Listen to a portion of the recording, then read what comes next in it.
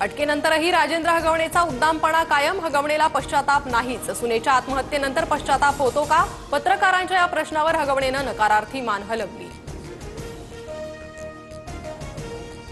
वैष्णवी हगवणे मृत्यू प्रकरणी सासरा राजेंद्र हगवणे आणि दीर सुशील हगवणेला अटक, स्वारगेट परिसरातून दोघे अटकेत।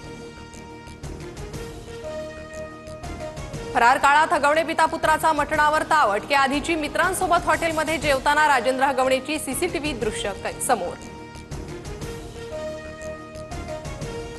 मयुरी जगतापांच्या तक्रारीनंतर कारवाई का केली नाही? रोहिणी खडसेंचा सवाल, तर रोहिणी खडसेंकडून धमकी, खडसेंचे पीए नाफडेंच्या पत्नीची तक्रार, दिव्याखाली अंधार असणाऱ्यांनी बोलू नये, चाकणकरांचा निशाणा।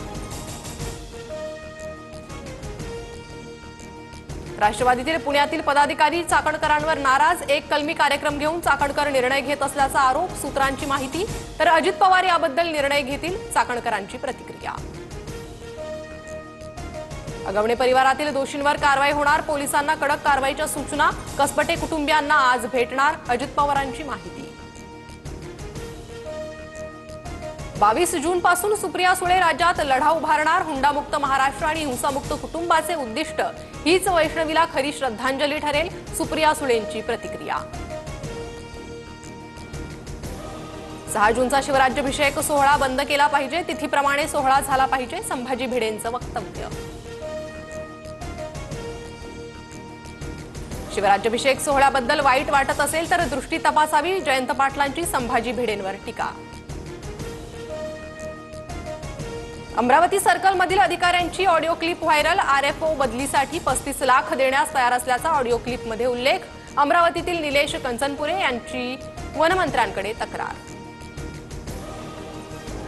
छत्रपती संभाजीनगरमध्ये कामगारांच्या नावे अर्ज भरून 1200 ते 1500 रुपयात दलालांकडून संसारोपयोगी वस्तूंचं वाटप, तक्रारीनंतर परवानगीशिवाय संच वाटप न करण्याचे निर्देश। छत्रपती संभाजीनगरमधील घटनेप्रकरणी कारवाई करू, फडणवीसांची प्रतिक्रिया, तर राजरोसपणे महाराष्ट्रात लूट सुरू, जयंत पाटलांची टीका। मुंडेंकडून काढून घेतलेलं खातं अखेर छगन भुजबळांकडे, मंत्री छगन भुजबळांकडे तिसऱ्यांदा अन्न आणि नागरी पुरवठा खातं। मुंबई पालिका निवडणुकीसाठी भाजप मिशन 150 राबवणार, देशाचा आर्थिक केंद्रबिंदू ताब्यात घेण्याचा भाजपचा प्रयत्न। बीएमसी निवडणुकीत 227 पैकी 100 जागांवर शिवसेनेचा दावा, माजी नगरसेवकांना सज्ज राहण्याच्या शिंदेंच्या सूचना, शिवसेनेकडून 70 ते 75 संभाव्य उमेदवारांची तयारी, सूत्रांची माहिती। अमरावती भागात पोलीस नक्षलवाद्यांमध्ये मोठी चकमक, 4 नक्षलवाद्यांना कंठस्नान घालण्यात यश, ड्रोन कॅमेऱ्याच्या माध्यमातून पोलिसांचं ऑपरेशन।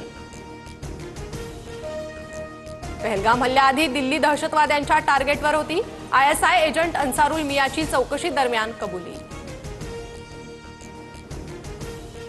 ट्रम्प यांचा विरोध झुगारून ॲपलची भारतात 1.5 अब्ज डॉलर्सची गुंतवणूक, फॉक्सकॉनद्वारे प्रकल्प विस्तार होणार।